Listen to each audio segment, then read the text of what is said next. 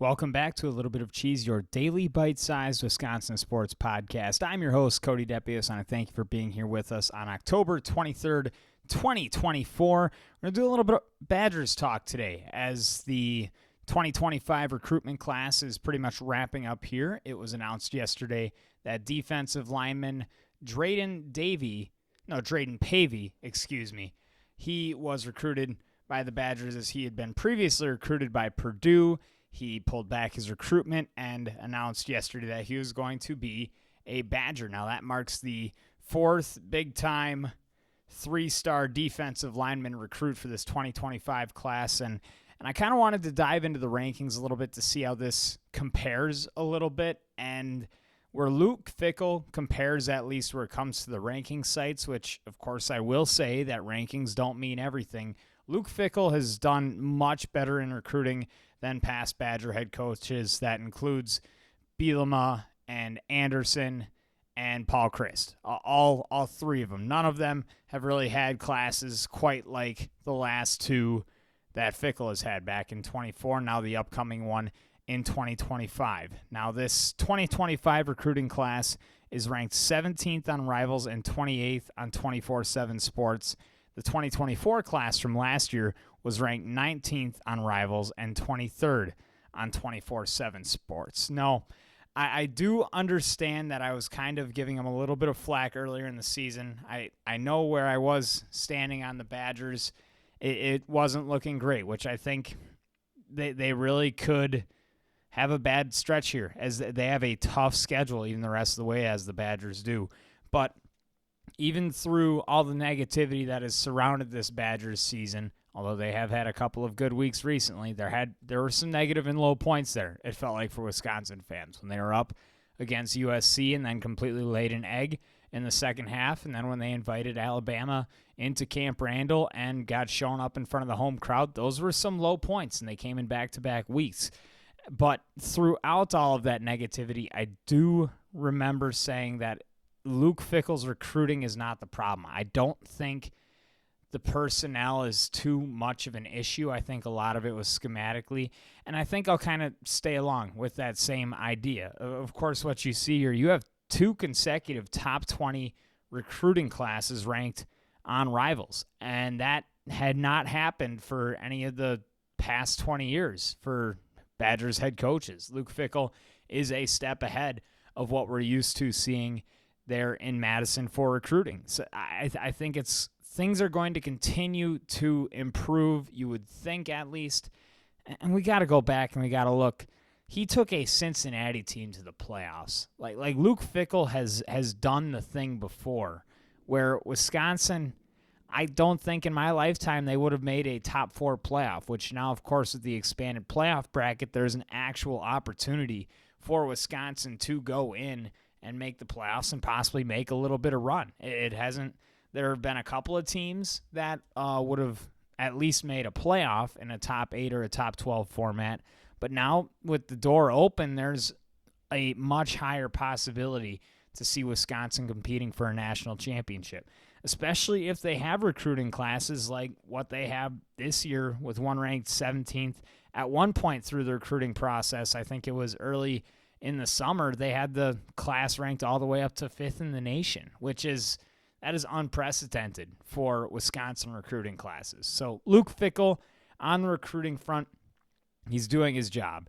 And he is a much different coach than what we're used to, and really what all of college football has been used to if you go back even 10 years ago, where a lot of it was understanding how to go in and pretty much knock on players' families' doors and sit down and have a conversation with them.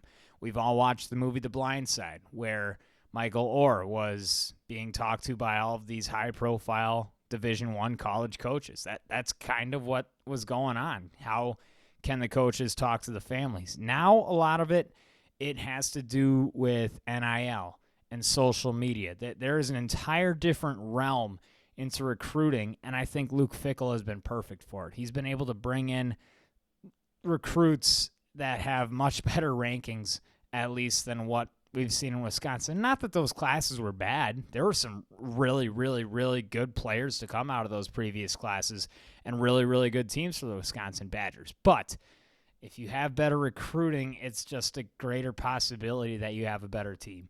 And we haven't really seen a lot of the high school recruitments from Luke Fickell yet. They're just starting to play a little bit this year. They'll play more next year. That's when the real test is going to start to come out for Luke Fickell. But then the year after that, that is going to be Luke Fickell's teams. You still got some Paul Chryst guys hanging around on the roster right now, at least guys that Paul Chryst recruited all the way back in high school. So as I said before, it takes a little bit of time to fully judge, but I think where the consistency is here in Luke Fickell's recruiting, back-to-back years, top 20 ranked classes on the sports ranking website Rivals, I think that's a good sign at least. And to see this team start to improve and play better this year, it feels a lot better at this point of the year than it did last year.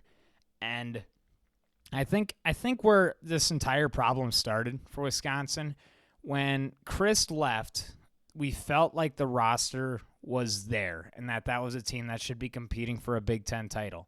And they proved that they weren't, and we thought it was the coaching problem. So we thought that Luke Fickell the next year is going to be able to come in. He brought a lot of guys with him in the transfer portal, because that's another whole new thing, a new element where the transfer portal is much more commonly used now in Division I football, where I think Fickell has done a solid job there as well. Those guys haven't panned out to be superstars, as we can see now. I think Tawi Walker, who we're watching now for the Badgers, very solid transfer.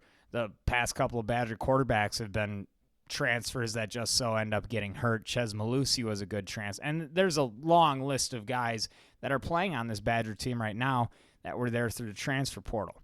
But Luke Fickell, we had these high expectations for when he came in. We thought that the entire thing was going to change. He was going to be able to coach up this team that we thought was uber talented. I think it just wasn't there. We needed to give a little bit more time. I think this is like an overall encompassing thing for fans, where we just have these high expectations, especially in the state of Wisconsin. I mean, we've been blessed with Bucks championships. The Packers have been so good. The Brewers have been going to the playoffs more now than ever before. Like we're pretty spoiled here, where we want a quick turnaround. And the same thing goes for Wisconsin basketball with Greg Gard. Like, people have been calling for his job for a couple of years now because they can't get into the Sweet 16, even as of recent. They laid an egg last year in the NCAA tournament against James Madison. We have this, it's just overall idea that these Badger teams or Wisconsin teams overall just need to produce immediately. Sometimes it takes a little bit of a process. It doesn't happen immediately. Packers fans are just, like, we have to be so happy and understand that we are lucky that Jordan Love was able to figure it out, like, right away. Like, that was a playoff team last year that actually had a good chance to compete for a Super Bowl. That is very uncommon. That does not happen. But that's kind of what we've been used to. It's been a Hall of Fame quarterback after Hall of Fame quarterback after Hall of Fame quarterback. You've had one of the greatest stars of this generation in the NBA, in Giannis Antetokounmpo. For the Brewers, you see a turnover in roster, you see a turnover in management, you see a turnover in the front office, and the team continues to win.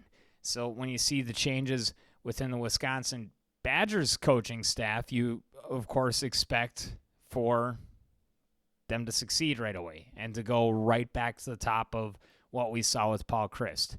Sometimes you got to take a couple of steps back, and that has happened on the field. In the recruiting process, I don't think it was. So I think we have reason to believe that Luke Fickell is the right guy. I am excited for this game against Penn State on Saturday. I think Wisconsin could find a way to hang. I mean, Sam said on Monday he's got him at a 40% chance of winning. I think those chances that's a very high clip there. 40%, you say if they play 100 times, Wisconsin's going to win 40 of them. I don't think that's the case. I'm going to put it more at like 10%. But that's still 1 out of 10. And if Wisconsin can do that, that just automatically propels them to a point where you got to start talking about the Wisconsin Badgers a little bit. You see them in the top 25 rankings if they win this game, which Hasn't been the case for Wisconsin in a couple of years now, which you just want to see those Badgers in the top 25. We can go back 30 years ago and look at those Badger teams too and understand how bad this program used to be. We have been spoiled here in the state of Wisconsin. And I think Luke Fickell's the guy. We'll see if the schematics continue to work out with the offensive and defensive coordinators for this Badger team. But I think there's a lot of reasons to feel like there are a lot better and brighter things on the horizon for Wisconsin football. The Bucs will open up their season tonight at Philadelphia. I talked about it yesterday. There's going to be a couple of superstars missing from this game. Paul George, he hyperextended his knee in preseason. He will not be playing. They're going to reevaluate him next week. And then Joel Embiid. See, I keep saying Yoel. I know it's Joel. I'm sorry. But Embiid, who is and would be an MVP candidate every single season for the Philadelphia 76ers if it weren't for injury, he is also going to be out tonight because of, quote, injury management, which is what I saw on Twitter. But he had meniscus surgery last year. Apparently he's still dealing with that, and I think he's a little bit scared. I don't know. It might be a little bit ginger, but a meniscus surgery is not like this terrible, awful surgery. He had the surgery back all the way in January. And last I checked, and I think I said it about 10 minutes ago, it's October 23rd. A meniscus should not, which I've had this conversation with David Bakhtiari. I know complications can arise and whatnot, but a meniscus surgery is, I don't know. It feels a little bit touchy to be concerned about 10 months after for a season opener. Like, he's had a lot of time to rehab and a lot of time to prepare, and due to, quote, injury management, Joel Embiid will not be playing tonight. Chris Middleton is also out. He had that ankle surgery, still getting back from that. And Giannis, he is listed as probable with his right patella tendonitis. So we'll probably see Giannis tonight, but Philadelphia is going to be really short. You would really hope that the Bucs, the new look Bucs, they got a little bit of a turnaround tonight. We'll have to go in and see what that starting five is. We'll see a couple of those guys coming off of the bench. I'm excited to get the first real look at this team tonight, the season opener at Philadelphia. I think it's a 6:30 tip-off. I'll look real quick just to ensure. But it should be a good matchup. The Bucs really should win. They are going to be heavily favored. Yeah, 6:30 is the tip-off, but it should be a good one tonight. Milwaukee at Philly. So those are the two topics I wanted to talk about today. Of course, the Badgers recruiting class being ranked 17th by Rivals, 28th at 24/7 Sports, and then getting ready for the Bucs season opener tonight. We're going to pick Sam's brain on it when we're back on Monday. Of course, we got a couple of shows left this week, but when Sam, he's going to be one of the Bucs experts on this show, so we'll talk to him about it. Be a couple of Bucs games that we can talk to Sam about. But it should be a good one. I'll have that one on tonight. You should as well. And we'll see you once again tomorrow. I'm your host, Cody Depius, and I want to thank you for being with us once again on another edition of A Little Bit of Cheese, your daily bite-sized Wisconsin sports podcast.